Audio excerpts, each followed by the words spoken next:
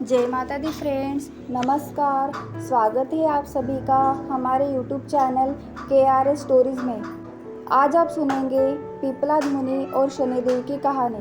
पौराणिक काल में महान महर्षि दधीची ने धर्म और देवताओं की रक्षा के लिए अपने जीवित शरीर की अस्थियों यानी हड्डियों का दान कर दिया था, जिससे देवराज इंद्र का वज्र बना।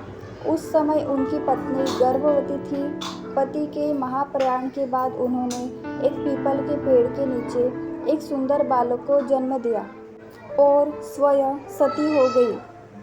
पीपल के पेड़ के नीचे जन्म लेने और उसी पत्तों के रस, पीपल के फल खाकर बड़े होने के कारण उस बालक का नाम पिपलाद पड़ा। जब पिपलाद बड़े हुए तो उन्होंने अन्य ऋषियों से अपने माता पिता के बारे में पूछा। ऋषियों ने उन्हें बताया कि उनके पिता महर्षि दधीची थे, जिन्होंने देवताओं के लिए अपने हड्डियों का दान दिया था।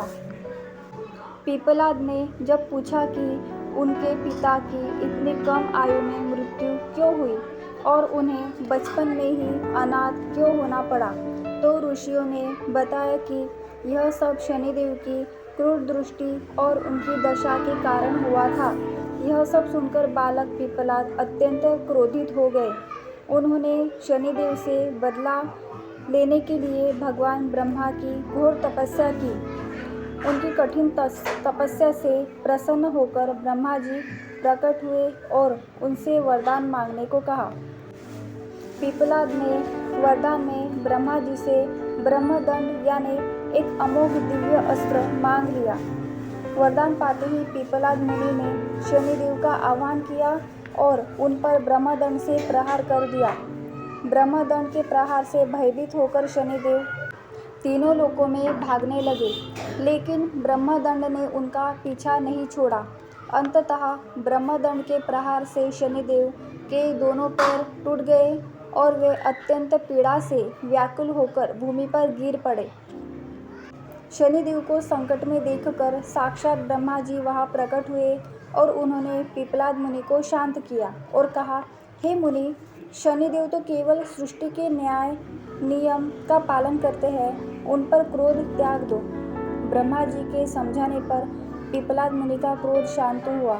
उन्होंने शनिदेव को इस शर्त पर क्षमा किया कि वे 3 वचनों का पालन करेंगे। पहला वचन, जन्म से लेकर 16 वर्ष की आयु तक के बच्चों पर शनि महादशा, अंतरदशा या 7.5 का कोई कुप्रभाव नहीं पड़ेगा।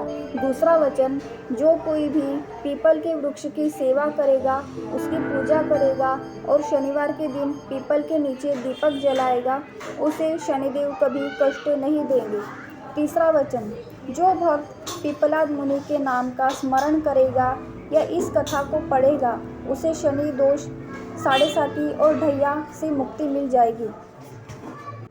शनिदेव ने पिपलाद मुनि की इन सभी शर्तों को स्वीकार कर लिया। ब्रह्मदंड के प्रहार के कारण शनिदेव के पैर में जो चोट लगी थी, उसी वजह से धीरे धीरे चलते हैं और उन्हें शनिश्चर यानी धीरे चलने वाला भी कहा जाता है।